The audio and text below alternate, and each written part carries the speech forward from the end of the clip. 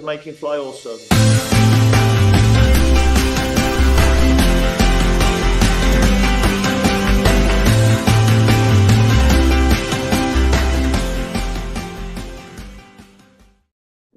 Charlotte Soccer Show, John Hayes, Danny Brams. And Danny, we have a special guest, a first-timer on the show today.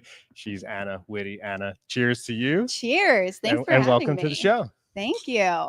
Happy to be here. Welcome, Anna, newest contributor of the Charlotte Soccer Show. Just it always gets bigger here. We never go backwards. We always go forwards. We decided to add someone in who might give us a little bit more of a tactical know-how. Anna's a very experienced and knowledgeable soccer analyst, former player, calls a lot of games on ESPN, going to be working with us. John and I like to think we know tactics, but Anna really knows them. Yeah. At the same time, maybe we're messing with the chemistry a little bit here. I know Johnny and I have a good thing going on here. So if the Tifos don't like the show as much with you on it, and we're going to have to throw you under the bus and get you out of here. I don't know. But we're excited to have you in anyway. Yeah, thank you for having me. What are you drinking? I am having a Pacific Coat. What was it? We just went over Standard Time. Pacific Standard Time. Yeah. I was drinking all weekend. They're good. Huh? It's good. Which, by the way, Pacific Standard Time is going to get very familiar to the Charlotte FC fan base because Charlotte FC is hopping on a plane heading out to Vancouver this week. We'll get to that in the show for sure. Danny and I, we're drinking human together because let's be human together. That's what we're doing because that's what we need to do that today after our party yesterday, the tailgate party. Shout out to all the Tifos for being there. It's great to see everybody to start off the season and just catch up with everybody after what felt like a super long off season, which is super interesting because abroad and in different global leagues in soccer, the off seasons are so short. Yep. But when you get knocked out in the play-in round of the playoffs, all of a sudden you're waiting many, many months to kick off. So we saw a lot of people yesterday at Hop Fly. And I think the tailgate went great, Danny. What'd you think? I mean, the tailgate was amazing. If you know, you know. If you're here, you know. Things happened that will never happen again, and things happened that will happen again you want to come be part of. So definitely one of those things you can't miss.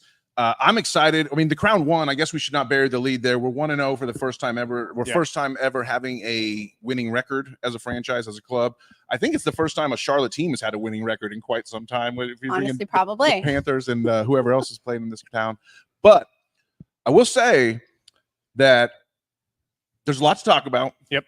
And I want to hear what Anna has to say about it as well. I want to hear your takes, John. I want to hear how your new seats went. You got a new location at the Keep. Yep. But we got to first mention our location here, where we're at. It's a Sunday Hop Fly show. If you're watching live on the internet on all kinds of various channels, we welcome you. We thank you. And welcome into Hop Fly. This is the home base for the year. We've been talking about it. And here we are actually doing our post-game wrap-up recap of a Charlotte FC win. It feels damn good, Johnny. It feels great. And, the fact that Anna's here now on the show, that she's going to be contributing here. And for what it's worth, Danny, what is it worth?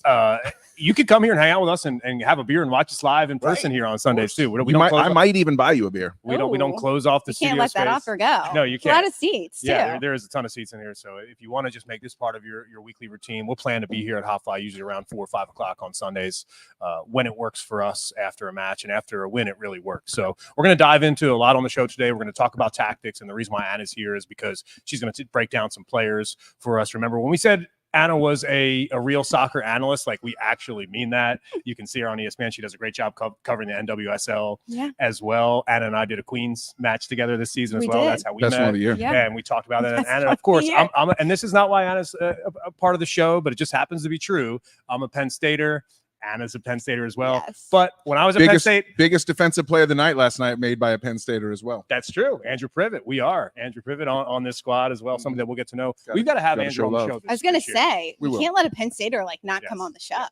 And Anna played at Penn State. What was your position at Penn State? I'm a lefty, and I played left back. Love it. Yeah. Love it. Dean was looking for a left-footed center back. Can you play in the middle? Center back.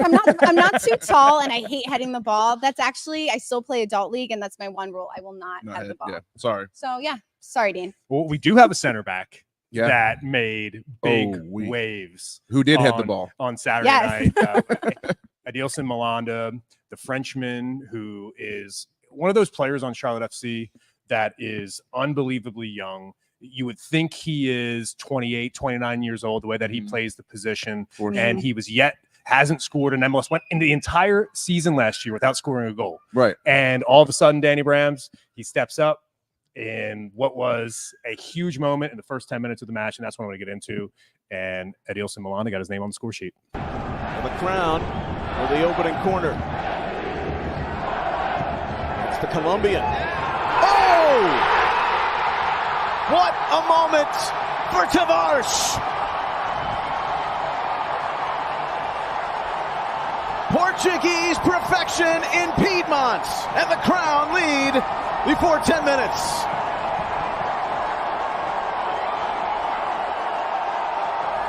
You'd love to whip a corner in like Kerwin Vargas does here, and there's the header from Tavares, and Milanda, I don't think it had gone over the line, picks up the pieces.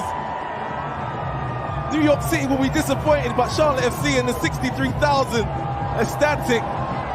There's Milanda just picking up the paces, getting his first goal for Charlotte FC. 1-0 Charlotte FC, what a start. It was Milanda who finished it off. A great play by the center back there. Ooh, it's nice. In the building, I said to myself, oh, I think that was a Tavares goal, a header perfectly placed in that top right corner. And I said, wow, this kid makes his debut and he scores a goal in the first 10 minutes. That's incredible. They showed the replay in the stadium. I thought to myself, oh, that's an Adilson Milanda goal. Right. I mean, follow your shots, right? When you're in the box, whether you're a striker or a center back on a set piece play, follow the shot, go after the ball, don't just let it sit there and watch. And if he would have been caught ball watching there, he would not have scored, and we would have felt incredibly hard done by as the Crown to see Tavares' shot go off the underside of the crossbar and not go in. We would have been pissed. So thank goodness Addy was there to clean it up.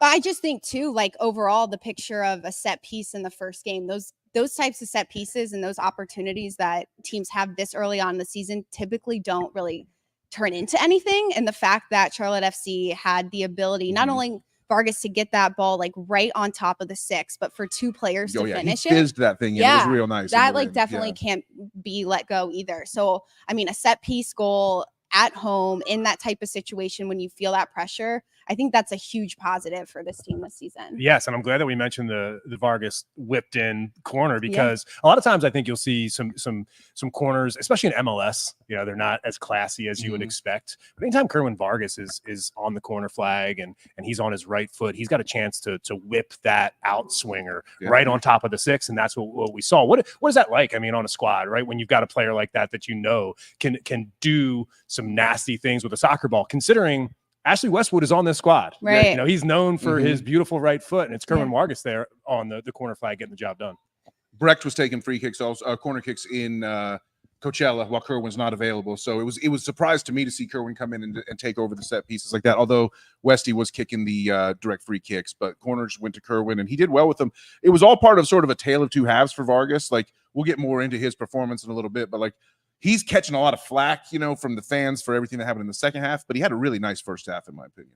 Yeah, and shout out to Brian Marley and all the TIFOs who are joining us now live on the show. Appreciate y'all being here, talking about Lloyd Sam, who's on the call. It's great to hear Lloyd on the call. Eric Krakauer, though, they broke up the dynamic duo. I don't know what they're thinking at MLS headquarters, at Apple headquarters. That one was a mistake to me, just because 2 guys that have been working together for 2 years, that's 2 years of chemistry. You just kind of like turn your back on, but they would have had their reasons, and I don't know what they are. So, Anna, you do play-by-play, you do analyst work for college soccer, for professional soccer as well. What'd you think about Lloyd Sam on the call last night? He's a big friend of the show, a tremendous friend of the show. Yeah. We love to hear him. It's exciting the way he does color commentary, isn't it? It is. I thought he brought the excitement. Like, he met every single moment. Both of them did on the call, and he had a ton of information, like not only on the individuals, you could tell like he knew the teams very well, obviously Charlotte really well, but I thought it was great and really good insight into MLS, especially, you know, the first game of the season. You have a lot of new fans, I'm sure, watching the game, so he brought a lot of background knowledge too that made it fun to hear. Absolutely. When you say that, the new season of MLS kicking off, it's been unbelievable. We're going to talk about MLS in a whole in just a little bit, but the way that at least this league works, and I know NWSL is very similar, is that every season feels like a brand new beginning. There's just so much new happening in the league, and I've got a big hot take, Danny. I think we're going to do another take about resetting expectations. I love this. We reset them. You reset them backwards a few weeks ago. Now we're going to reset forwards a little bit. I think we're going to reset them a little bit. Let's reset. Why not? It's we're drinking on a Sunday afternoon. We might as well reset a few expectations. Okay, so the first big question, I want the TIFOs to chime in here on the live chat. The first big Thank question y'all for being here. Of the show is, like, what does this win actually mean, right? I called this match a cup final, tongue in cheek. I said that on the last show simply because I viewed the 3 games with a clean sheet performance at the Coachella Invitational as, okay, now we're going to go play the final against NYCFC at home at the Keep, right? Let's take that momentum and bring it to that Stages first game of the campaign. The season. Exactly. We laid them out, and this was a 1-game stage, a cup final-esque atmosphere. Exactly right. Considering now Charlotte FC goes on the road for the next 3 matches, doesn't have another home game until the end of March. I think it's the 23rd of March, something like that. I don't know if that date is right, but it's a month or so to the next home game. So when you put that all into perspective, what does this, Danny, what does this mean? This win actually mean to you? To me, I wish I had a pair of aviators that I could put on for this take, but it means Dino's at the wheel. I mean, everything that they were telling us about, I got a new attitude, under Dean Smith, it's been true. Like we've been hearing, we live in 2 worlds on this show. We live with the fan world, and then we sort of live with what we can garner from talking to people at the club world. And what we could garner from talking to people with the club was the "Don't worry, be happy" mentality. The Scotty Arfield, singing the "Don't worry, be happy" song at the dinner. It was like, hey, the people who were inside were telling us all along, we can see what Dino's doing. Just wait till the team rolls out the balls. Just wait till we get there on the 24th. Meanwhile, fans on the outside, in our, probably 2 online and 2 granularly focused on the whole damn thing, complaining on and on and on about no signings. Where's the signings? Who's the signings? And everybody inside's just saying, don't worry about it. Hand up. I'm going to put my hand up. Don't worry about it. Be happy. Dino's at the wheel. It's all good. And for 1 game, at least, it's proven true. The team looked incredibly different last night.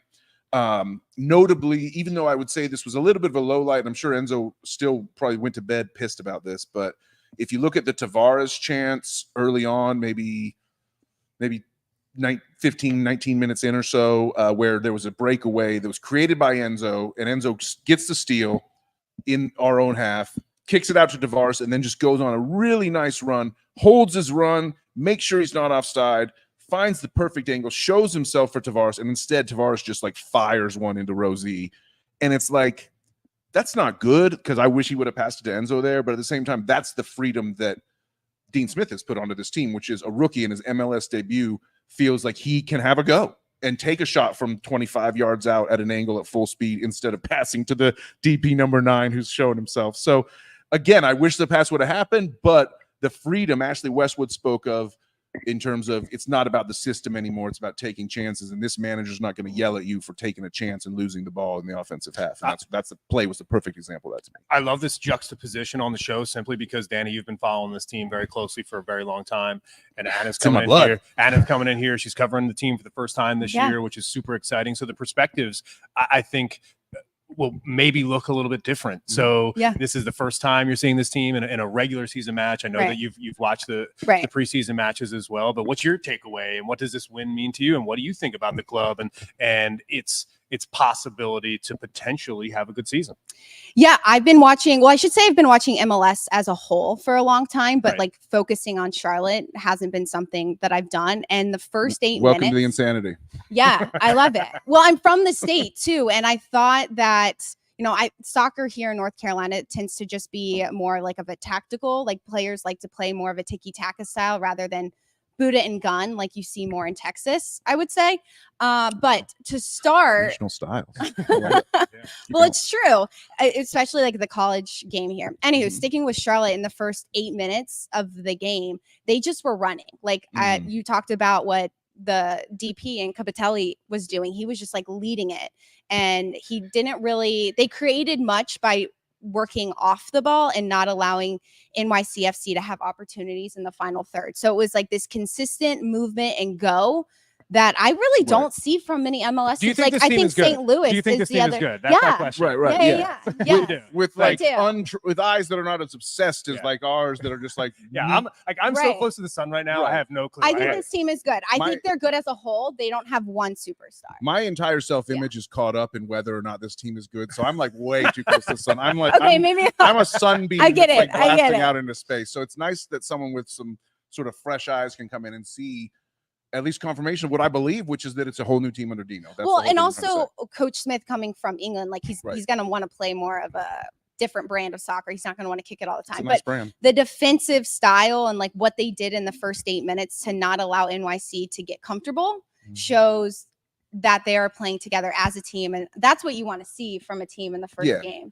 The defense had to come up big too in the last 20 minutes of the first half, because I felt like we dominated the first half of the first half and then sort of let up and let ourselves get pushed around a little bit in the last 20 minutes of the first half. And so it was nice to see the work rate that was being done by those defenders to make sure that even though we're under pressure, we're not really in danger of conceding. I think they only had one shot on goal in that first half, despite a lot of pressure. One shot on goal. I mean, that's, for what it's worth, Enzo Copetti didn't have any shots on goal, and we still think that he had a really nice game. So it doesn't always mean, shots don't mean everything, right? It's about movement, it's about spacing, it's about tactical adjustments.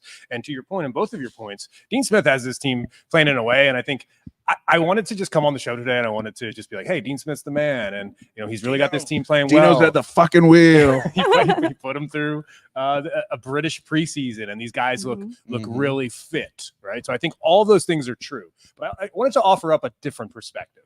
And I think what Dean Smith is doing is he is showing this fan base. I think he's showing people that have followed this club for a while now just how big of a fraud Christian Lattanzio was, and just how big of a fraud Miguel Angel Ramirez were. I mean, the two hires that Charlotte FC made to start this franchise are abysmal. When you think about Dean Smith, you think about his CV, where he's been, who he's coached, what he can do.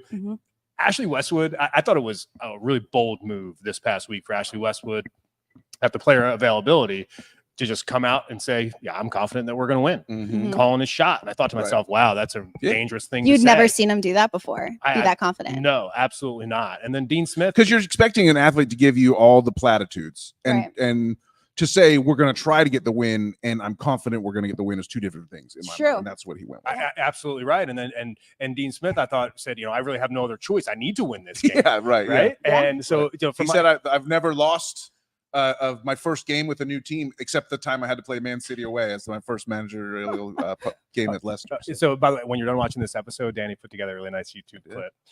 It might be the next clip that airs in the playlist if you're smart, if you're wise. Absolutely. If you've got your algorithm trained correctly. Featuring, it depends how long YouTube's going to let that stay up there. It'll be fine. It'll be fine. Everybody, we're trying to build this tradition. It might be just me and Greg. It might just be Greg, Franco, and I are the only ones, but we're trying to build this tradition of Whitney Houston, I Want to Dance with Somebody as our post-win song to play in the stadium. And so I edited a little video of Dean Smith's post-game comments to that song and put the little video of Rachel and Chica Muerte dancing. Oh, you did? I missed that. I didn't get that far. You got to watch. I mean, this guy didn't even give me a courtesy view on our own channel. On our own channel. I mean, it's one of those days. What used to call these the content fiesta? What do we call it? The Sunday morning content fiesta. And we're going to participate in a lot more.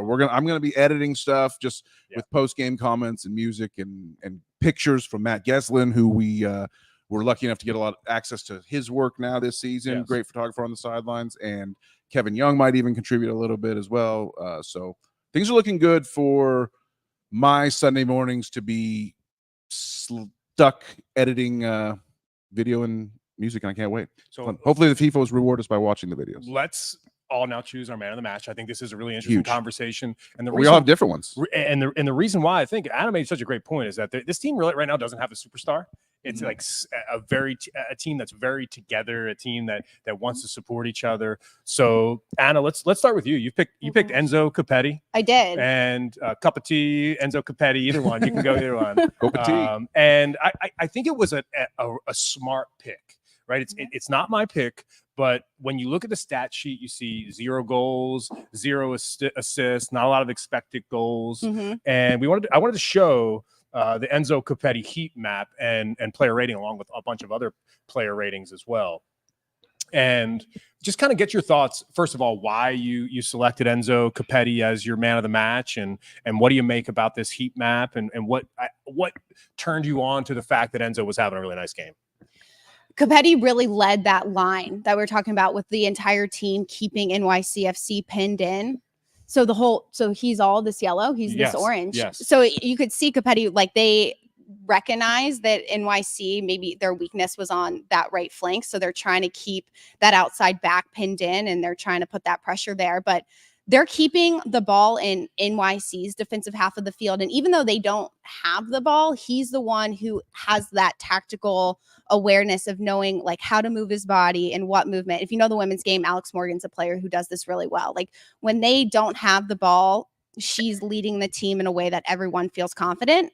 And Copetti looked the same. I thought he looked exactly the same in that sense. Like he was leading, even though he wasn't scoring and shooting and doing all the things that you expect from a forward too. You see, SofaScore gives him a 6.6 rating, and when a striker doesn't score a goal, it's really tough to get. I think sometimes to get over 6.5, that means you got to really be really nice and hold up play. It means you got to do the dirty work, right? And you got to put yourself out there. The hard yards, as Lenny C is calling it here. In the comments. Yeah, of Thanks, course. Lenny C, the yeoman shift, 100%. Well, I also want to say too, like as a forward who's that selfless in a moment, that just shows how much he cares about the team. He's not like upset about not getting the opportunities to score. He wants to do what's best for the team. He gave away a penalty kick. I mean, it's so crazy. Like you weren't here last year, Anna, but like there was this huge drama in like the final 6 matches of the season where anytime we got a penalty, our old guy, Karol Swiderski, the PK taker, was just so obsessed with getting his goal counter up so that he could try to get a move to Europe. So I do know that.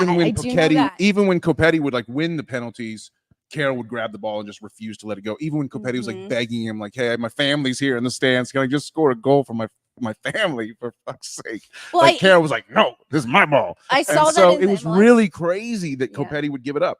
Right. And I saw that, like, they were even talking about that in the wrap-up show on Season Pass. I was watching it back this morning. They were like, why did Copetti not take that PK? To your point, it's good other people are doing it. Yeah. In the future, this early. Let's wait till we had a 2-goal lead before we start giving stuff away. But did he give it away? Yeah, because according to his own post-game comments, he said it afterwards. Kerwin asked for it because if you saw it, what it was Kerwin had this great chance, and then the defender just handball grabbed it, just clear penalty. Probably should have been a red card almost in my mind because it was like almost a premeditated handball in my book, but. Regardless, it took a great chance away from Kerwin. This ball was going to fall to him in the box beautifully. And so I think he was like, Enzo, just let me score it. You know, I should have had this chance. And Enzo's like, Kerwin's like my little brother, I think is what he said in the post game. So he let him do it. But let's wait till we have a bigger lead here before we start, making, courtesy picks and things like that. Okay, so I've been waiting for this moment, right? I've seen the reaction, and I think this is a good example of sometimes. Oh Lord. Yeah, Danny told me once when they zig, you zag. And for me, I don't do that purposefully. Like I just recognize sometimes when I'm feeling a certain way, when I'm seeing everyone give. Yeah, you do it instinctively. Yeah. You're a zigzag without even trying, Johnny. Come on. Like when I saw everyone saying, "Oh, Enzo Copetti, he's a great teammate." That's a really good look for him. It's something that he needs to do, and he's developing his young brother, his teammate, giving him the opportunity to score that PK. I sided with Lloyd Sam, who was on the broadcast saying, what is Enzo Copetti doing? What the hell? Yeah, exactly. Your number 9 needs to step up to the spot. Yeah, because especially at that moment, not just because of the first game of the year, because at that moment it's 1-0. Right. The second goal means everything. You are now the lone striker for this team. You're the only designated player on this team. And what a second goal does there is it takes away the nerviness at the end of the match that Charlotte FC has had such a problem with in the first 2 years of its history. I wanted to see Enzo step up and bury that thing. So here I am on two sides of this, right? I feel like we're on two different extremes, right? Last season, we've got Enzo Copetti fighting with Karol Swiderski, trying to literally rip the ball from his hands. And then this year, we've got Enzo Copetti giving the ball to somebody else. Hey, little bro. Just land in the middle here. Yeah. Like, that's what I... How about score a penalty, Enzo, for freaking... If you can't take it or if you don't want to take it, just next time, Enzo, this is your team. You're the 9. Patrick Ajimon picked up a knock, wasn't in the squad. I think that was... And what Lloyd did say on the broadcast was, this is a great opportunity for Enzo Copetti to open his account and get his season rolling, get a goal and feel that confidence. The tone. And I think that he was overcompensating. And listen, don't take this the wrong way. I think, again, it was a really nice move. It was a friendly thing to do, and it was called brotherly. And I agree with that. It was, considering Vargas is a very young player. Enzo Copetti, they're both Spanish-speaking players. And it's clear that Copetti has taken Vargas under his wing. Right. But at the same time, I think it was Enzo's opportunity to take and score a PK there. Totally. I mean, I agree. Like, why did you give it away in that moment? But maybe he felt Vargas had that extra to put it away. He wanted to maybe give him that I don't know, morale boost. What's the word? Yeah, that confidence boost, maybe. Like in the first game, hey, I believe in you. You can score this goal.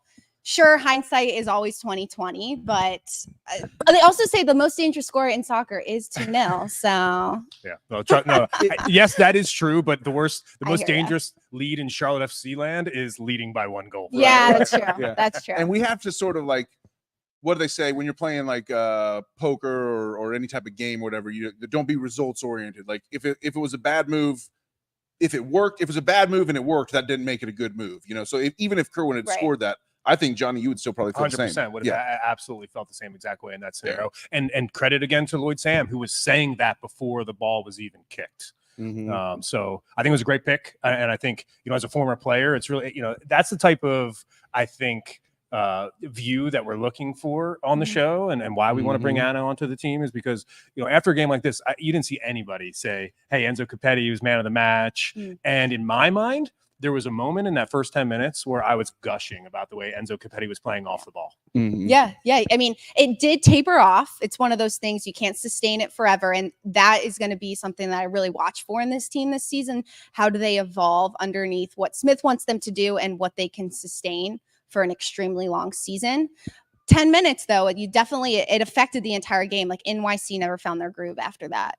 So that's a fantastic pick. And coming out of the gates hot, Anna's her first show saying Enzo Capetti's man of the match, and Charlotte FC gets a W. So, I mean, the vibes are good here, Dan. Yeah. The vibes are good all preseason. Vibes are good on the show today. And the vibes are good on the back line, Danny, because your man of the match is? I got to go with Malanda. I'll just take the obvious choice, if you don't mind. The guy who scored the goal and got a clean sheet and had some big tackles for sure. Well, we made sure that we cut a highlight clip of Adilson Malanda because, like you said, everybody knows about the goal, and it's easy to say, oh, Addy Malanda, he shows up on the line, he heads one in, and he gets man of the match. Shout out to El Presidente, by the way, Joe LeBou. He's been predicting. He basically called his shot.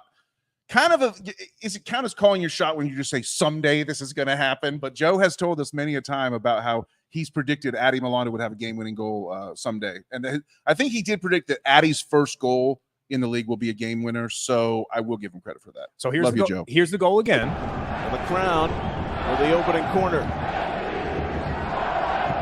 It's the Colombian. Oh! What a moment for Tavares! Portuguese perfection in Piedmont, and the Crown lead before 10 minutes.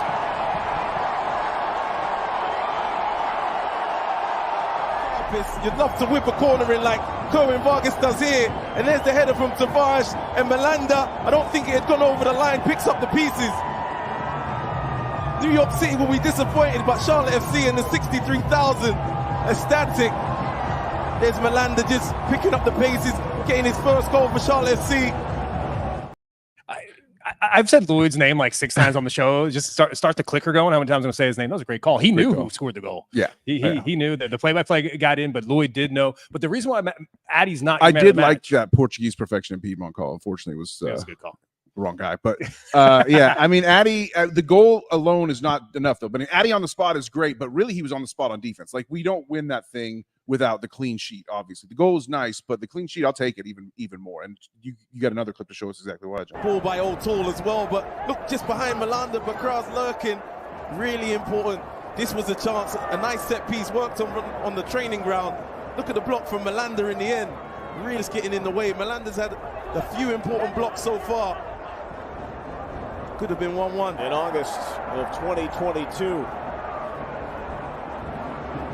At it again on the defensive prowess.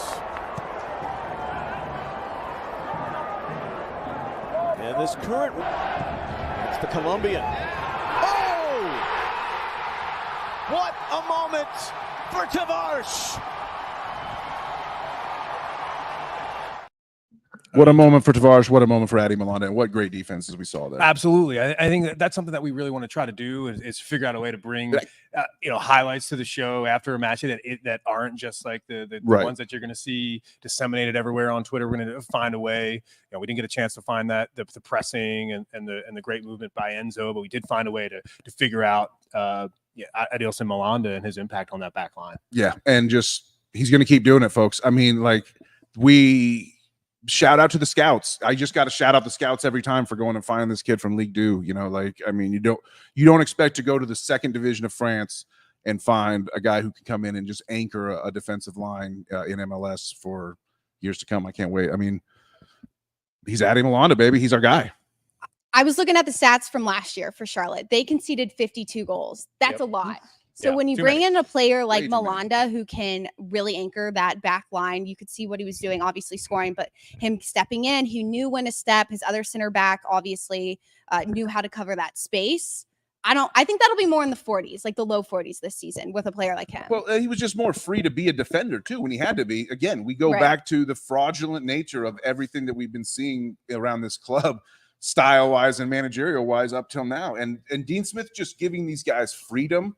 And like, what do you need? You know this as a soccer player. Like, what's the most important thing? You need to have an idea of some technicality. You need to know what your plan is and like how your team is going to go. But you got to be playing for joy out there. You got to have joy on the pitch or it's just not going to work. You need that team morale, like all together. You want everybody on the same page at the same time. Freedom of expression. Yeah. Play. And you can play how you want to within the way that Smith wants them to play. I think you saw that from like every individual. They all had their own sense of freedom. They all had their own flair throughout the 90s. I had a chance, Danny, after the Dean Smith introductory press conference this offseason to chat with Zoran Krneta for a bit. And love the guy. We talked about Christian Lattanzio, and the reason why I think that's important to bring up now is because the center back pairing specifically, his ability to play defense, the way it happened last season under Christian Lattanzio, Anna, was that Christian Lattanzio basically sold the club on this idea that he was going to play a really easy 4-3-3 or a 4-4-2 and play simple soccer. Okay. And he gets the job after being the interim manager and having decent success at the end of the year one. The fan base was excited at the end of the season despite not making the playoffs, which is tough to do. Yeah. And so the Tepper Sports Entertainment Group decided that, hey, Christian Lattanzio is going to be our full-time guy. And we'll give him a shot. And they gave him a shot. But what ended up happening is that Christian Lattanzio, he backpedaled on everything that he told the club that he was going to do. He turned Andrew dropped Privet. The pragmatic approach. He tried to turn Andrew Privet into John Stones. He tried to he tried to turn one of the center backs into where in basically a forward player that moves past the halfway line, really orchestrates the offense, leaving Adi Malanda just back there as a lone center back and what is basically a back three or a back one based on how high the fullbacks are. He tried to turn Joseph Moore into Joao Cancelo. Didn't work. Yeah. I mean, a young player like that too, who hasn't had experience in the league, maybe didn't have the comfortability to do it by themselves in a team who they were underperforming to begin with. So good partnership. And this, by the way, Danny, it's a good pick. He's not my man of the match, and the reason why is because I've been sitting on this for a couple of days now because let's go. There was a bear, baby. There was a moment. Bear me. Where bear me and bear me. We're going to take a break soon. We can fill up for sure. For me, the man of the match is Junior Urso. And the reason why is because he was absolutely everywhere, all over the pitch. And I thought one thing that was really exciting to see, I felt like Junior Urso was having an amazing game. And Danny, he knew it too. Surprised, if you're sitting on the bench for 80-something minutes, and there's the final whistle. The Crown claims their home opener for the very first time. Job done for Dean Smith in his debut. And Adilson Malanda, with his 8th-minute goal, stands tall. And Charlotte FC, the victors, and still unbeaten in their brief history against New York City. Well done to Dean Smith. They came with a game plan. The defenders done really well today. Malanda, Privet, all the way back, even the midfield. You've got Westwood. Really good performance from them. Defended very well. Off the 3 away games next for Charlotte FC, but NYCFC, they'll like to get back home and get some home games and get their game going a little bit with the pattern of Did you see him there after the final whistle there? When I saw him celebrate like Serbian love there from Kalina and Mijatovic, but Urso was amazing. At the end of the match, the camera pans right to Urso, and the producer and I were on the same page 100% because I thought Junior Urso just put on an absolute masterclass last night, and he's got people around him, Anna, that really helped him do his job and do it well. Yeah, I mean, credit to what the coach has done when it comes to the formation. He was playing with a little bit, I think, in the preseason, as he should, but having Urso and Westwood together, they're kind of like a box-to-box midfielder in 8, but I think Westwood might be a better 6. I think they just allow freedom for one another. They both do different things well. Like they're both, I think Urso's a player who maybe plays a little bit better offensively on the ball. Westwood's good defensively in a little bit of a deeper position, but just that partnership is going to evolve as this season goes on, and I'm looking forward to seeing more of it. What do you think, Danny, about his performance? I think he's locking down a place in the starting lineup, which is not great for Jibril Diani or Brant Bronico, unfortunately. But there's going to be some depth there. We're going to need the depth. But, I mean, Urso looked nice. I mean, this is an MLS veteran. This is a guy that has hurt us in the past. He's been a thorn in our side a couple times in 2022, our first season when we played against Orlando, both games. He was tough. Went home to Brazil for family reasons, then came back to Orlando, then was deemed surplus to requirements and let go. And he's had all this drama in his career over the last 2 years. And so the idea that he could come in at, I think he's 30 now and just have a whole new sort of everybody wants to talk about, our aging midfield, but 30's not that old. He's 34. He's 34. Okay. Yeah. Sorry. I was looking. No. Yeah. So it's a little bit older, but at the same point, that's why we need the depth. That's why we have Diani and Bronico. Obviously, he's not going to be able to play all 38 games of the season, but I like having him in there. I was really concerned about the age when he was signed because I don't know why I thought he was 30. That's my fault. It's all good. It's all That's good. That's why we have you. No. I mean, the reason why I was concerned was because Charlotte FC kind of has this history of signing mid-30 midfielders. Okay. Right? Yeah. So it's here's another one. When we signed him, right? So at least if you're younger than Miram, then you're okay. So when Junior Urso showed up to the Coachella Valley and he played in a match, I realized very quickly that this man's fitness, he has kept himself in unbelievable shape. I mean, he literally got signed last week. Right. And he went to full 90 and it looked like he could probably do another 30. I don't know, John, you'll get to know the longer you're on the show, you'll know how John respects the full 90 more than almost anything. He'd rather, if you go the full 90 and gave up an own goal, you still had a pretty decent game. Yeah. I love a player that has a strong engine, a player that won't stop, and the manager doesn't have to worry about substituting. Right. Yeah. Especially at his age and his experience and being new to the club. 100%. Yeah, no doubt. So those are our men of the match, if you will. We still have some things to discuss for sure. We're going to get into Ashley Westwood's performance. We're going to talk about that crowd at midfield. We kind of just got into that as far as Brant Bronico and Jibril Diani, how they get into this starting 11. We'll see how that pans out over the next couple months. Depth is good. The fullback positions. Usually when you're not talking about fullbacks, that means they play a really good game. Anna can potentially give us some insight into that as a former left back at Penn State. I thought Burn and Ernan both did really well. As I did as well. And the last thing I wanted to say here is give Zoran Krnetic credit, right? Because finally he's somebody that decided to bring a MLS veteran into this squad. It's something that the squad needed absolutely desperately. And not only that, give credit to Dean Smith for bringing in Miles Joseph as the assistant coach. Right. I would argue that a big reason why we won that match on Saturday night against NYCFC is because of Miles Joseph and Junior Urso. You get no argument here. It's the Charlotte Soccer Show. John Hayes, Anna Witte, Danny Brams, of course. Danny hanging out. He's ready for another beer. I am ready for another beer as well. I need to keep working on mine. Yeah. Anna's not ready for another I'm about to drink Anna's beer. So it's the Charlotte Soccer Show. Appreciate all the TIFOs being here live. We're going to refill. We're going to come back. We're going to have those topics as well. We're going to talk about what's next, going out to Vancouver next weekend. Canada and country music, baby. That's Canada the next 3 weeks for Charlotte FC. Should we talk about the kid? Nimfasha Berkimis. He makes his debut. We know y'all want to hear about for that. Charlotte FC at the Keep. We're going to talk about that and much more right here. Charlotte Soccer Show. Back after this.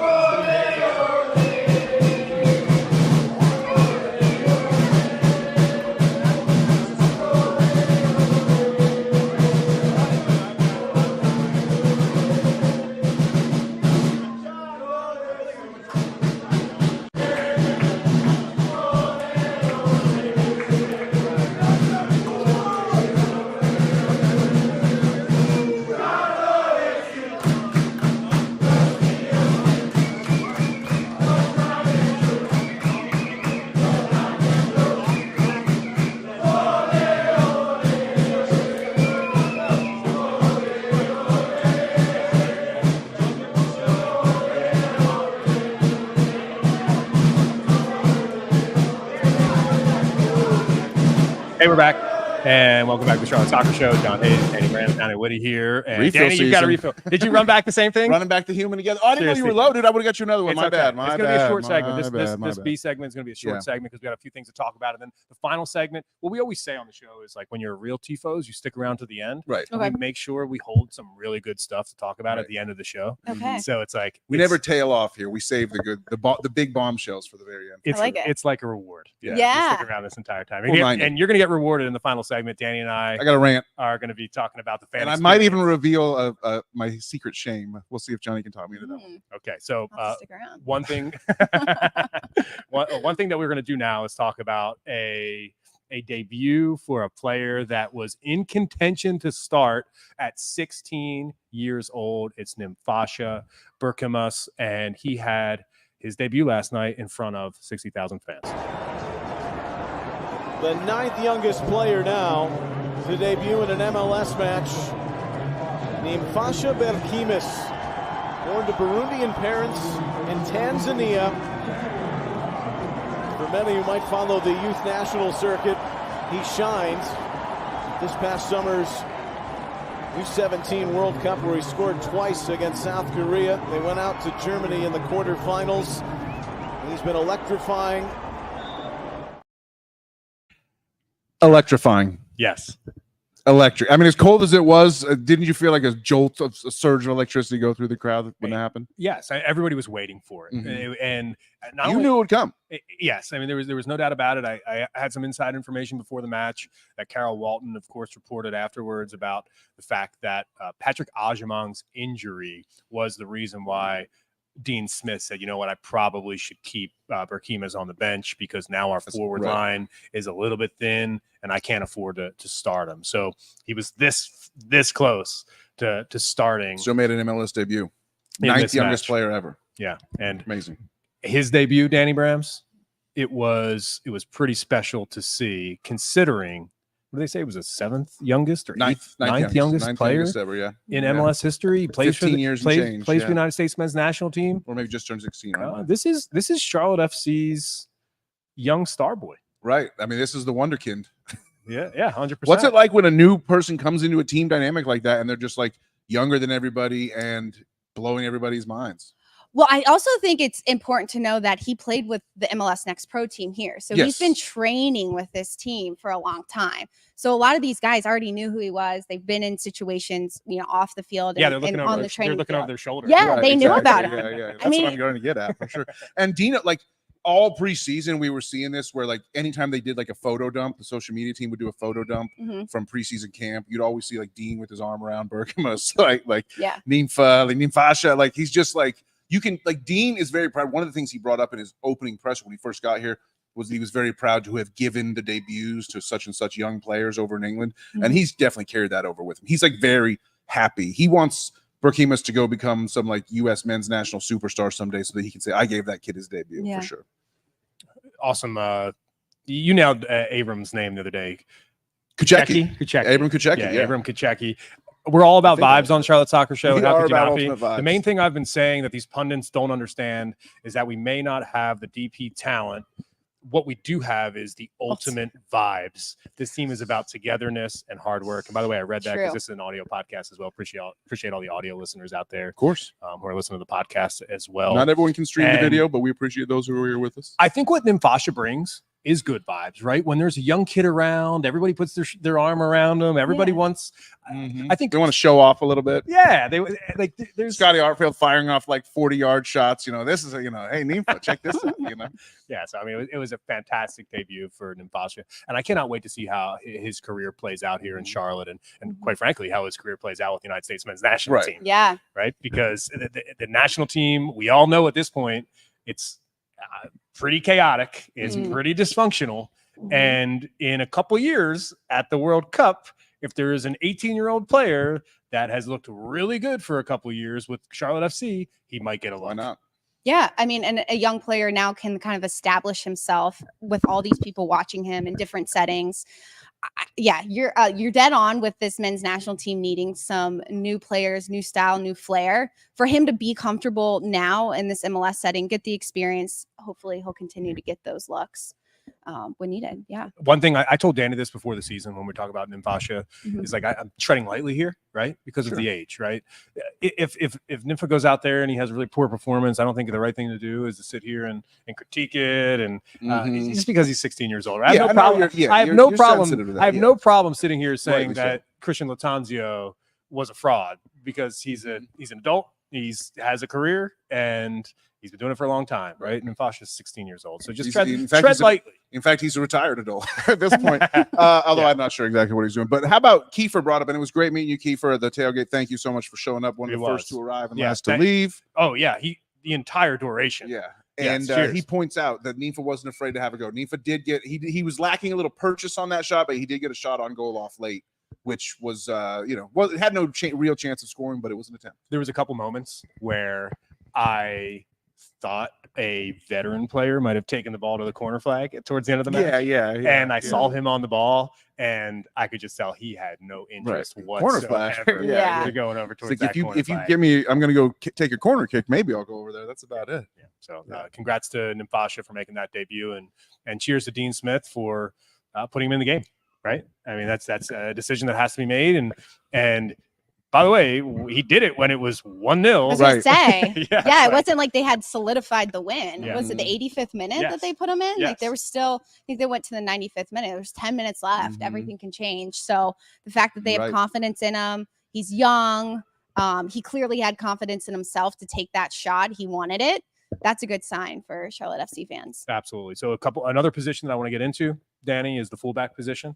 Something we haven't really talked about. Anna's position. Yeah, Anna's position. Exactly right. Let's go. So, and this is something I think that we're going to ask of Anna as the season rolls along, just to really circle these fullbacks, because I think in this Dean Smith 4-3-3, or you could even call this Dean Smith system at this point, I think it morphed into like a 4-2-3-1 at points during this match. I think so. So these with the way Westwood was playing, for sure. Yeah, there was a bit of a pivot at the back with Urso and Westwood at some points. So when you're thinking about these fullbacks, when you're thinking about Nathan Byrne, what is, to me, I've famously, or maybe infamously, said on the show, like, I'm good on Nathan Byrne after he played a couple matches. I just didn't think he had it. Nobody wanted and then him. I continued to watch him. I realized he's got a tool belt. There's so many things that you have to do as a fullback. There is, and it depends on what formation you're playing, what the double pivot or the single pivot 6 is doing in front of you. So the fact that they have Westwood and Urso in the middle who can cover the ground for a player like Byrne can get forward a lot more. And throughout the season, I think you'll see him in like the attacking positions a lot, putting crosses in, taking opportunities himself. The game against NYC, he didn't do anything. To me, he didn't do anything crazy, but that's a good thing. Like they didn't really need him in a way that they'll probably need him as the season goes on, because the forwards really took care of the attacking options. But he was really just good at being organized. Yeah, exactly. Right? Sometimes that's all you need from a fullback in certain games. They don't always need to be as flashy as you want him to. I would describe it as like professional cover at the fullback position. He always knows where he is on the field. He always knows if it's one of his center backs has marauded forward and he has to fill into the back. I like that term. This guy's got some terms over here. And so for me, I think, and one thing, and I want you to keep an eye on this, right? Okay. Because I think Nathan Byrne's one of the fastest players on the team. Okay. So watch for him to reach top speed. Danny, you've seen him reach top speed. Oh yeah, when he overlaps, right? He's and when he's recovered. Well, when the Latanzio system had like every defender up near midfield, and all of a sudden there was a ball over the top, and Byrne had to run back and tackle somebody before they got a 1v1 against Kalina. Yeah, I have seen his speed in those cases. Yes. Yeah. Well, I also saw him get tossed around by Elias Manuel, unfortunately, on a sad night of the Fortress. But I didn't mean to cut you off. Yeah. No. I was just saying, with Malanda stepping up and doing all the things that he was doing a little bit more in the midfield, Byrne provided that cover with Privet. So even like in 3 back-end situations, if Malanda didn't win his battle, like he can cover, he can get forward. But like I said, he wasn't anything flashy, but sometimes you don't want that from your outside backs. They just got to play their game. Yeah, and what I thought was that he was at least proactive. Like anytime he was looking for long balls early over the top to Enzo, that really, like, a couple of things Byrne did early, even though they didn't like directly lead anything, they set up sort of that first 10 minutes where we had a lot of pressure and were able to get that goal off a set piece. And Byrne contributed to that big time. I got to give him some props for that. Yeah, he's the first choice right back for this squad. There's no doubt about that. Jalen Lindsey, he's one of our own. He's somebody that provides cover at that position for Nathan Byrne. He's somebody that can come in. He can spell Nathan Byrne. He can give him a break. I think Byrne. Anybody can spell Byrne. Come on, it's not that hard. Well, I actually changed mine phonetically to Burn because I pronounce it incorrectly all the time if I did. Spelling bee kid. What can I say? I had to jump in there. There's two more players really that we haven't talked about that I want to make sure that we get. Sure, hit me. Okay. Right. Let's get it. And the first is another debutant, and that's Yuri Tavares. Yuri Tavares, a player that we saw there. We talked about Malanda so much because of that opening goal, but Tavares was really the player that made it happen. Let's not even talk about the goal situation, right? That the header was brilliant, by the way. What was he like on that right wing? Because I think there's a lot of people that finished watching the game last night and said, this guy might be pretty good. Well, so he was on the left wing, right? So Tavares actually played the left wing, which forced Kerwin to the right, which is why some people, that's kind of why I think he might have had a bad game, because he's more of a natural left winger. But I just think he didn't, like, Dean was more comfortable asking Kerwin to play opposite side than he was asking Tavares. So Tavares slotted in at left wing, and he was good, and he was making things happen. And I just liked that he was not afraid to go on and have a go as a young player. You know, like Dean has infused these guys with so much confidence. Like, I could see, if you looked right before kickoff, there was a moment where Tavares was just like looking up and taking in all the crowd. And I was thinking to myself, like, this guy was like slumming in Matthews last year, you know, like scoring banger after banger and contributing to like 15 plus goals with goals plus assists. And he just had a great season. And now he's done the thing where he's now playing in front of 62,000. I just wondered what was going through his head at that moment. And then the way that he played with so much confidence, I know that what was going through his head was, I can do this. Let me just say this quickly. This is the part of the show where I give Danny Brams some serious props, because Danny's been whispering in my ear about Yuri Tavares now for 6 or 8 months, and I was very skeptical. And one thing that when he couldn't score against Columbus Crew 2, you were kind of pissed in the Columbus Crew 2 is good. Next pro playoffs. They are. They did. Yeah, they are. They didn't go on to win it all, but yes. Yeah. What did you think about his length? I mean, he's a lengthy player. He almost provides, like, when a winger has length with a counter press, you know, what does that do for a team? That he does so well getting forward, but also when the front line wants to win the ball back, he's tough to beat. He is, and even if he doesn't have the ball, like, he creates so much distraction from the back line. So it's, do you want to cover Vargas? Do you want to get to Capetti, or do you want Tarvis to be the player that we cover? And that's why Byrne didn't have to be as involved in the attack, because NYCFC's, you know, backline was already so confused with what they were going to do with what was given. Yeah, I think it's great. His stretch, his ability to get forward. He's young, so he can run for years. He can be a 90-minute player for you, John. You know, like full 90. He can be a full 90. Yeah. He would be, you know, I wouldn't circle him as a 90-minute player, only because there needs to be room for Scott Arfield to get on the pitch. Okay. Yeah. Well, Scotty came in for Diakara, which was a little more natural. Scotty as a central, Scotty subbing in as the 10 is even more natural. Like, we've been talking about him as a winger sub in the preseason, but I think it's better for him as a central mid. Yeah, it's a fantastic point, and it's an even better transition to the final topic that we're going to have with Anna today, and it's Brecht Diagra. He's the number 10 player, and I said spell Diagra. Do you said you spell Byrne? How about spell Diagra? That's the real question. No, I could spell, but I won't put you on the spot. No, do it. You're the spelling bee guy. Dejaegere. Yeah, I knew you could do it. Yeah, well, yeah, very good, very good, Danny. It's like deja vu, but deja agara. Yeah, you don't get that anywhere else. Give yourself these little mnemonic tricks. That's how you learn how to spell. Only on Charlotte Soccer Show, on our pregame show here live at Hopfly, at our tailgate. Everybody that was here at the tailgate could hear us. If you weren't at the tailgate, you couldn't, but that's a story for another day. But that just shows how important it is to be here, because the people that were here got a hell of a show. We talked about how to watch the game, and I said, hey, there's 2 ways to watch the game, right?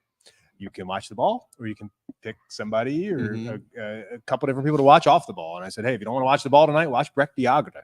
What'd you think about his performance in that number 10 role? And has he solidified his spot as Charlotte FC's playmaker? Not so much as Enzo, but Brecht ran for days last night. I thought he was good. He didn't pop up in huge ways that were visible, but he kept everything moving. I think he facilitated the attack. Most of the attack, our attack really did kind of run through the wings. And so there's not as much for him to do in that situation. I don't know. There's going to be other matchups where we go more centrally and Brecht's going to be more involved. I thought there was one time where I thought he might have been fouled in the box and could have drawn a PK, but it wasn't called.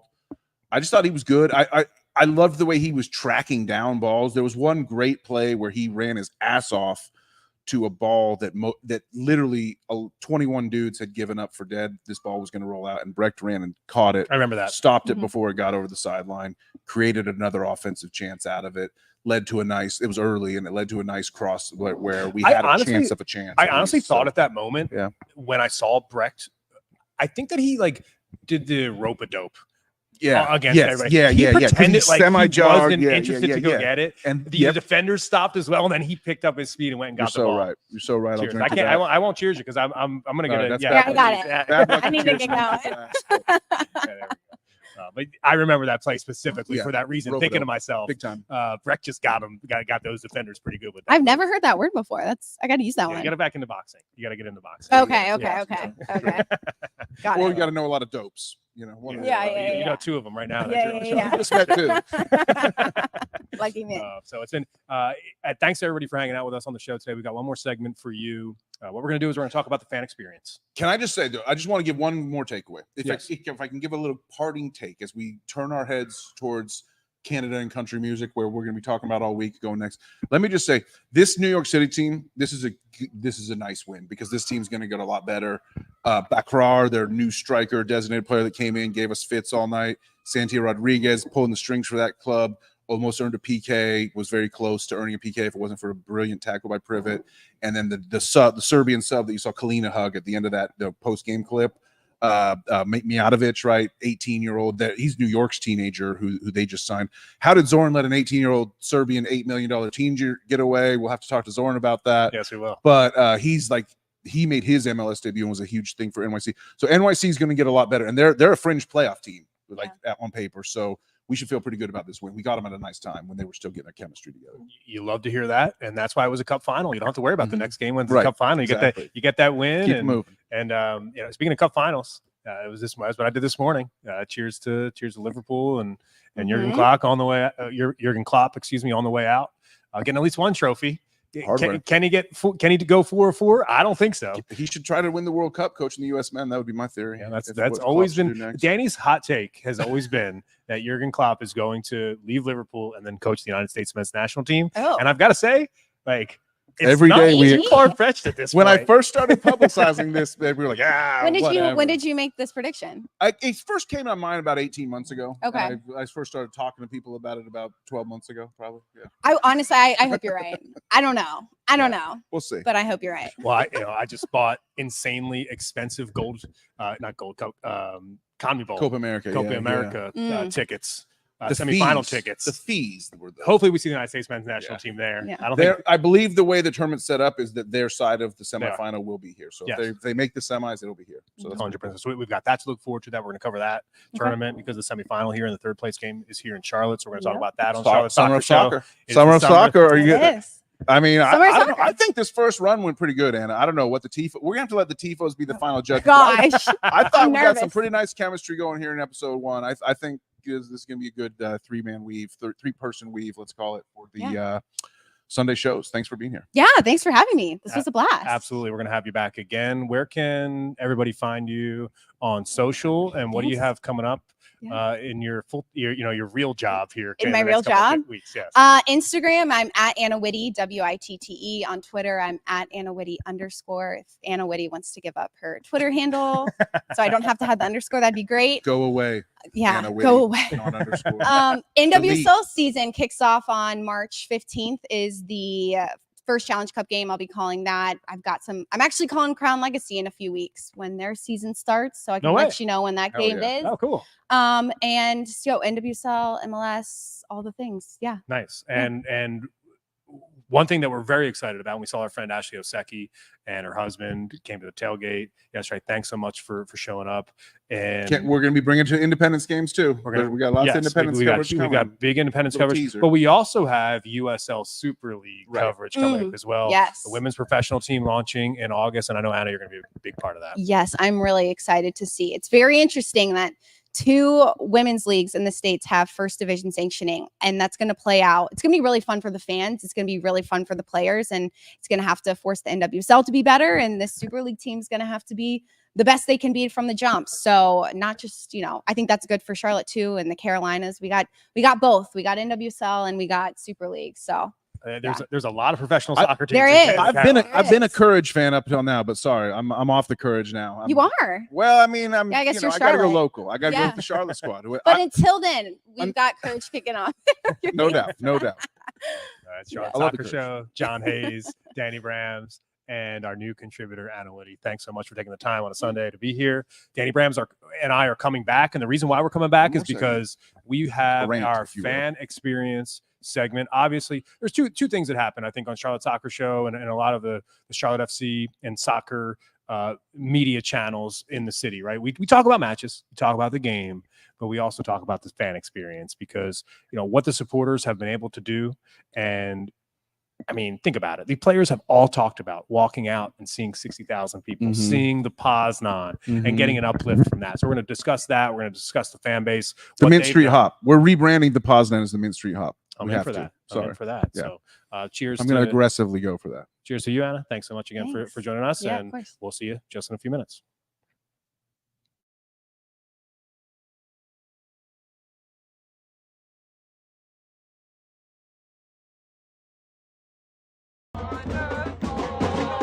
It's for the babes and beer and soccer.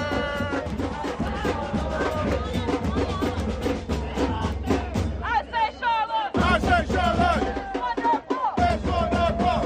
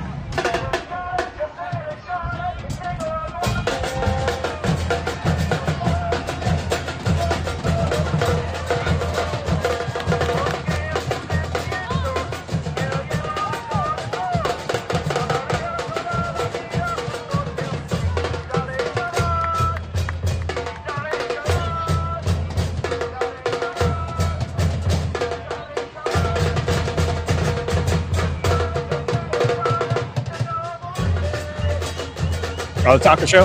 Welcome back. You're so back. Hayes, Danny Brams. Thank you so much again to Anna Witte for hanging out with us, making her debut on the show. How great was Anna, Tifos? Let her know. Yeah, come on. Follow her. We need Anna to get at least 3 new followers from doing this episode, I think, on the social media. Right? She gave you the accounts of the interview last time. Show some love to Anna in the comments, and we'll throw them on the screen here in this final segment. Appreciate her. The ultimate goal is for her to replace us. So I just need to know how far we've gotten towards that. Well, replace us. I mean, replace me, Danny. You're not allowed to ever leave this show. Jeez. And this segment, by the way, is why, because this is our bonus segment. Let's go tonight on the show. We're going to Thanks talk to everyone about who stuck with us through the break, by the way. Thank you so much. Yes, we're going to talk about the fan experience. We're going to talk about the 60,000+ people in Uptown on Saturday night. We're going to talk about this soccer city, and we're going to talk about some constructive criticism that the club may need to hear about, how to handle that. But before we get into we're going to tell it like it is. Before we get into that, I mean, rather quickly, Charlotte FC is becoming the banner image for MLS, and here's why.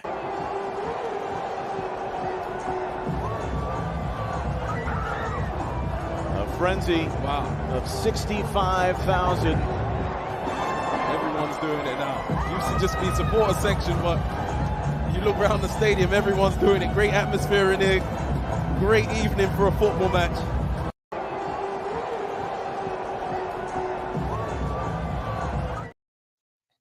Just absolutely insane. I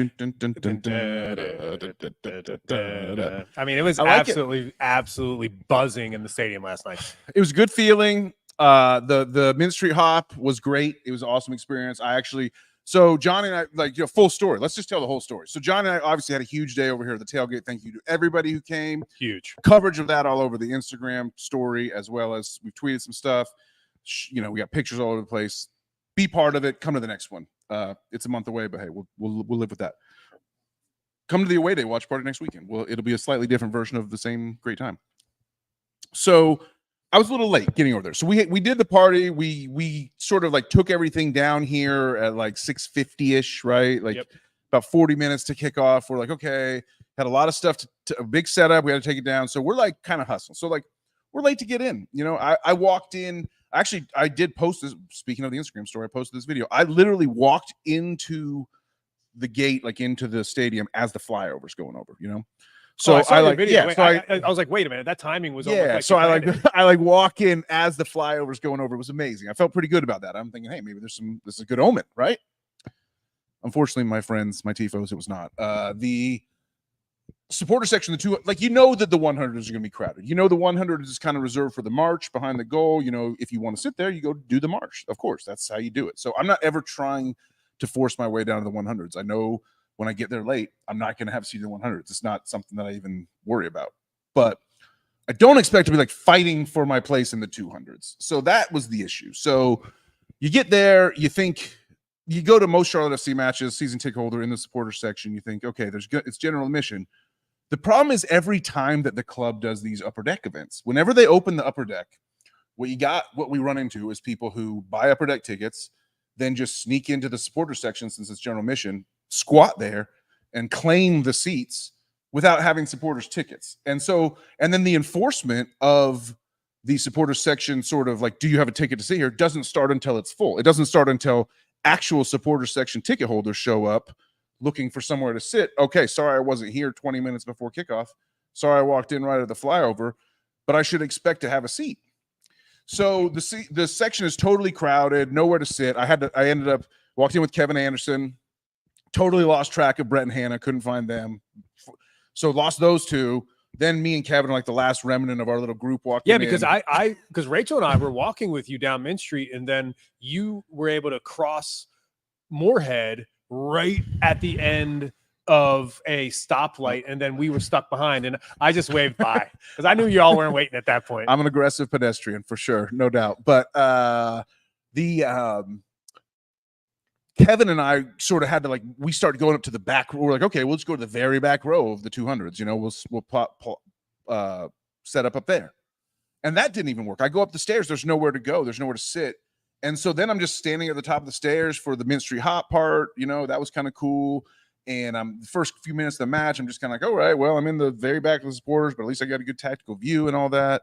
And then, of course, then the usher comes around. Oh, you can't stand on the stairs. You need a seat. Sorry, you got to have a seat. You got to have a seat. I'm like, how about check 30% of the people sitting here that don't belong here, that don't have tickets to sit here? But that didn't happen. Well, and let me just be clear here. This isn't about not belonging. I think this is about sitting in the logistics, right? This is just simply the idea that if you have a supporters section ticket, especially if you're solo, because knowing both you and Kevin Anderson, y'all don't need to sit next to each other. If there's two seats somewhat in the same vicinity, y'all would have taken them. But the fact that there was no seats available, logistically, I can't understand how and why that happens. Right. And then so the ushers forces me to find a seat. So I walk down about 10 rows and I sort of see there's two people and two aisle seats. So I just grab on the aisle seat. And they're like, oh, they started. And I was like, I'm just pretending to sit here for a minute. And that kept them at bay for a little while. And that's when I had a really nice view actually for Melanda's goal. So I at least got to see the goal from a nice, posted up spot, which was great. And then of course, a few minutes later, two people come wandering up, friends of the people sitting next to me. And it's like, hey boss, these are our seats, blah, blah. I'm like, well, you're not sitting on them. I am. So it seems like it's my seat to me, but I'm not trying to get a fight on the home opener. So I just moved on. I kept it moving. I think that's a conversation worth having about your first half seats and your second half seats with general admission. It is. I understand the thought process that would be unwritten rules, right? Right. I'm sitting here in the first half. It's a gray area. And now I sit here in the second half. I think that makes sense. But there has to be a point in the second half of where if it's the 55th minute and you're not back in your seat, probably up for grabs. If it's the 12th minute and I have gotten a beer shower on me while sitting in this seat, I think I'm good for that seat for at least the rest of the first half. Exactly. And I think I've earned the right to not be referred to as boss by someone who doesn't even know me. And that was a huge that was a sign of just how mature I've gotten, John, that I just kept it moving. Because when that guy called me boss, I was like to fight. A younger me would have absolutely just gone off on that dude. Okay, so I'm going to make an analogy here, right? And don't call me boss. Don't call me Bud. Do not ever call me Bud. Just call me Brams. Being called by your name is always the best way to go. Sometimes I call, it's I think there's a nice way to do dude and bro if you have a good surfer vibe.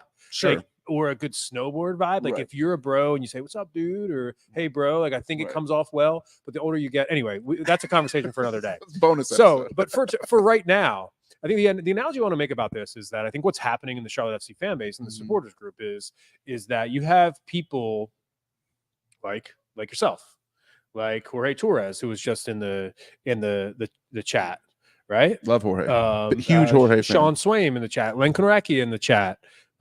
Matt Barbie in the chat, Ash Hamrick in the chat. The chat is popping. Thanks everybody for showing up. You guys are the best. All these, everyone in the chat, everybody watching the show right now is like, yeah, we love Charlotte FC. We go to the matches and we know everything about the club and we watch Charlotte Soccer Show. And thank you so much for doing that. The reason why we do it is for the tifos. But you're the you're the folks that paid for the house, right? Right. This is the vacation home, and Right. we all pooled our money together, Mhm. and we're going to spend the summertime at the house on the beach, Right.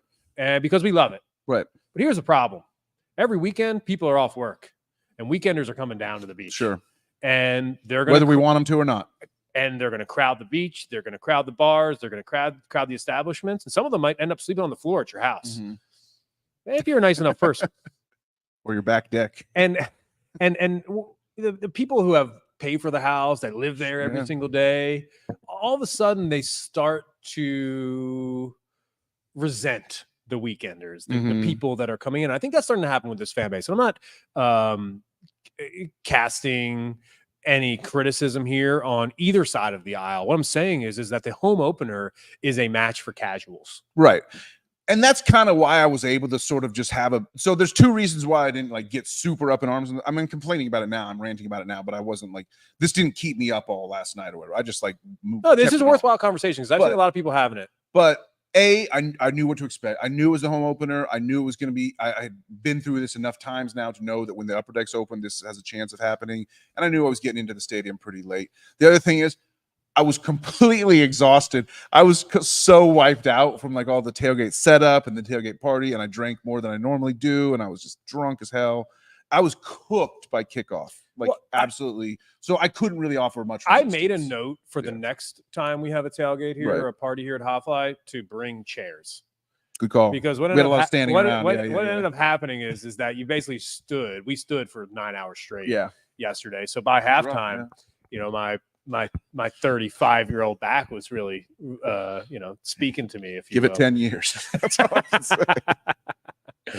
So the analogy I'm More trying yoga. to make is that, you know, the diehard Charlotte FC fans, the people that love this Mhm. club, the people that are at every match, that go watch a midweek match in the Mhm. rain because they love the club. We were talking about that at the tailgate, that is, those are the people, those are the supporters that really are the heartbeat of this club. But for the casual people, I think you have to look at casual fans and people who are maybe new to this club Mhm. as a good thing, right? Ultimately, It is. you want to grow the fan base, the people that support the club. And that's why I asked the club, right? This isn't on supporters to figure it out. Mhm. This is on the club to figure it out. Well, it's like the key to the whole thing is ushers need to be enforcing before the section fills, not wait till it fills and then just anybody that shows up after, you presume they don't have a ticket. My story was not that bad. I heard horror stories. I heard one horror story of some fans, that season ticket members, that were kicked out of the stadium by security and had to like go to the will call and like work out a chance to like get themselves back into the stadium. Like someone tweeted that at us. So like, I don't know the full details of that, but like stuff like that might be happening and it's just not good. And like the club's just got to do better in that regard. Now, for my part, what I'm going to do better, because I always look at myself, what could I do better? You know, if how could I help that situation? Next time there's an upper deck game, I'm going to make sure I'm there in earlier. Maybe I'll go to the march and make sure I can go sit down in the 100s, you know? So like, I'm going to take it upon myself to fix it, but I hope that people at the club will also be examining everything that went wrong. And let's hire some more.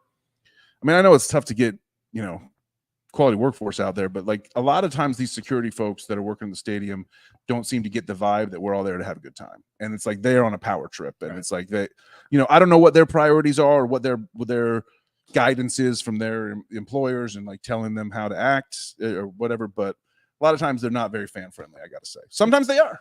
I saw one security guard like taking a picture, like holding a fan's camera and taking a picture for him. It's not a universal condemnation, but it could be better overall. So what was your takeaway from the music around the match? Obviously, the Mint Street Hop. After all the Polish exodus, we're still doing the Poznan. I think it's really caught on as a Charlotte FC staple, as a tradition here for the club. But what did you think about our friend Ryan Bailey from Total Soccer Show just absolutely RJB. shredding it at halftime? Oh yeah. So I'm a huge Green Day fan. I like Brain Stew. I don't really love Brain Stew. Not my favorite Green Day song. There's way better songs on Insomniac, but I get it. It's kind of a fun. It was a single. It was a popular song in like the late 90s, and it's like a way to like. It's kind of like it's a little bit slow, so it's a little bit hard to do as a chant. But I sort of respect like this push to do it. Here's my big deal. I loved Ryan on the guitar. He shredded. Couple notes. There's always a couple notes with me, right? I got especially if it involves music. I got a note or two. One, I get that maybe it ran a few seconds long and the players were about ready to kick off, and they did in fact kick off right at the end, but they killed the audio on Ryan's guitar right on like his last note. So he didn't get to hit like the final note.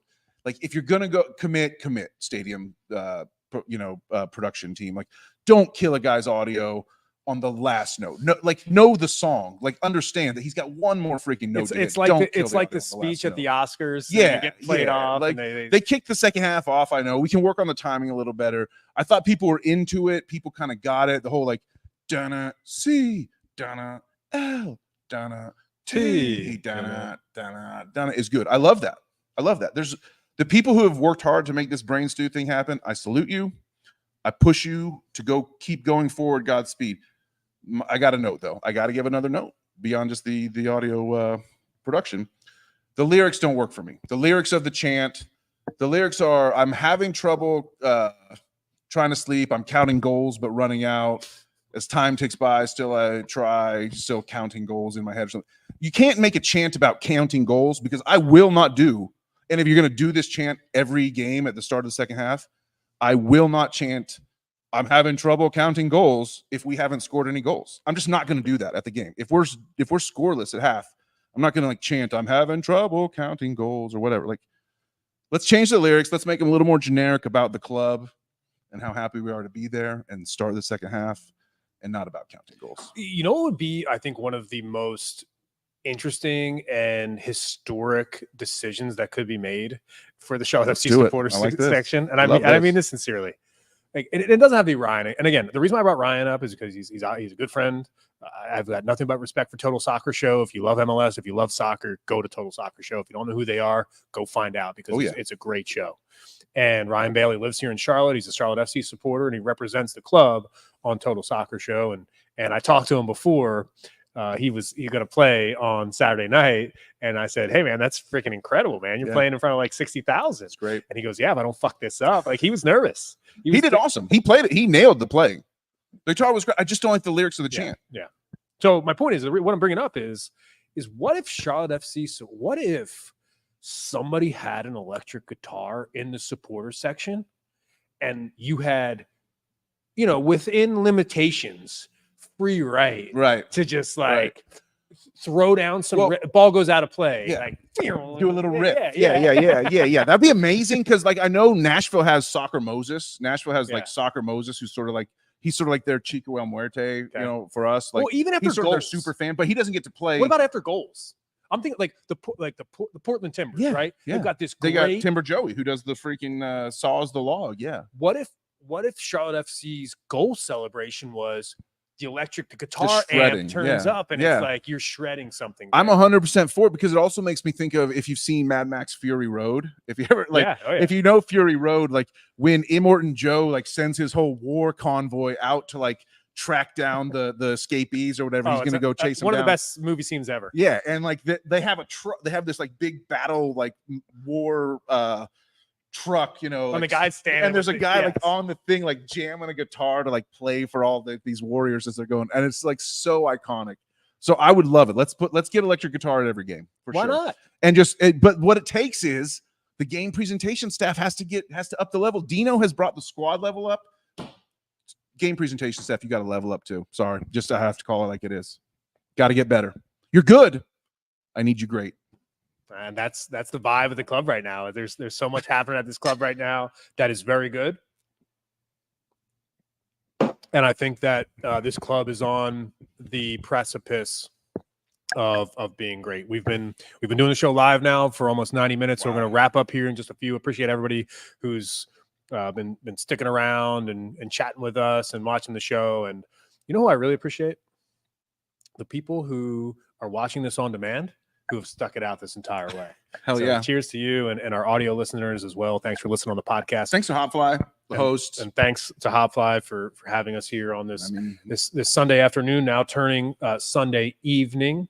And if you could do us one favor, if you could like this episode on YouTube, you could subscribe to our channel. You could subscribe to our podcast feed as well on Spotify, Apple, wherever you get podcasts. Leave us a review. Drop a comment. Create a fake email address and subscribe again. Yeah, it's just so nice to get engagement from our listeners and know that the time and effort that we're putting in to do this show for the Tifos is worth it. So and send Anna some love, because it was great to have her. She's gonna be a regular part of the Sunday thing. This is this is episode 1 of a whole new thing that is going to be most weeks here, depending on travel schedules and work stuff going on. But when, like as John said, whenever it works for us to do the show, we'll be doing the show, and it's going to work. Yeah, exactly right. If Sunday doesn't work, we'll be back here on Mondays or Tuesdays early in the week, definitely to do this. It was good, man. Show. So we had to level up. We've got a parting shot. For Dino. We've got a parting shot tonight. I think that's it's a segment that I want to do regularly on this show. And the reason why is because it's a nod to, I think, one of the best ESPN shows of all time. So it's not our idea. This is Around the Horn or PTI. Which one? Around the Horn.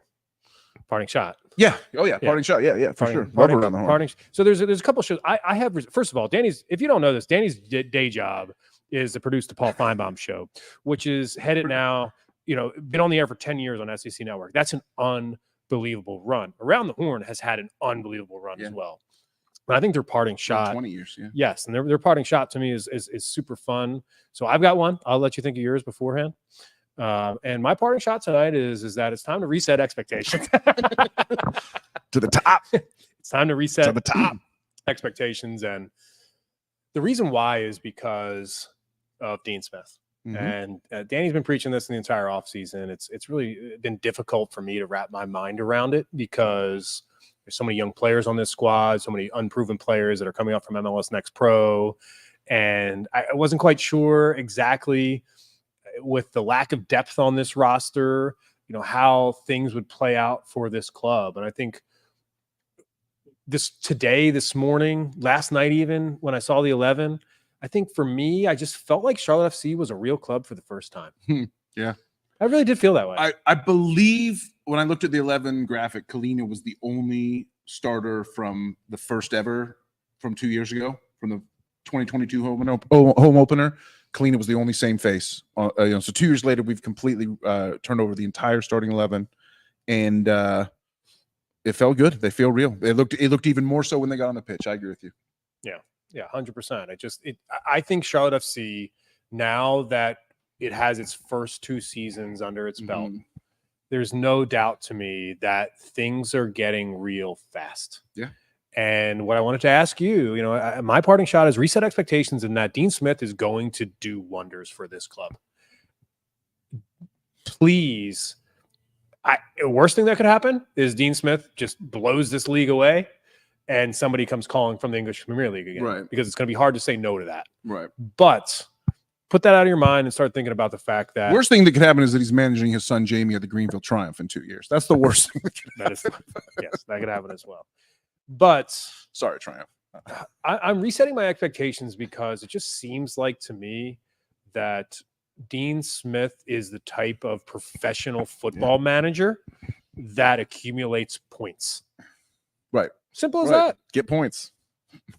Get points. It's not about the Move system. up the table. Yeah. It's not about the system. Right. It's not about right. fancy football. We're not trying to create the platonic ideal of a left back here or anything. You know, we're just trying to win games. Just trying to get some points. It just the fact that that's refreshing. Just right, I mean, like right, we've been no through doubt. hell over the last couple of years with this club. Well, There's no doubt about that, and I give props to the supporters for dealing with it. What all. you have to figure is that those first two guys came cheap, and then they finally decided we got to shell out and spend for a manager. Yeah. I have no doubt Dean's commanding a top 10, if not top 5 salary in the league. And you God said in the bless past him. he might be the best if coach not in the number league. one, if not number one, if he's not the best coach. I love your parting shot. I agree with everything you said about Dino. My parting shot is simple. It's short and sweet. Vancouver, we're fucking coming for you. Let's go. It's for the crown, baby. It's for the crown. We're coming. We're going to do a preview episode of the Vancouver match. We're headed up to British Columbia. Oh, Canada will kick your fucking ass. On that note, thanks again for joining us. We will see you soon. It's the Charlotte Soccer Show. John, it's Danny Brams back I apologize. later this week.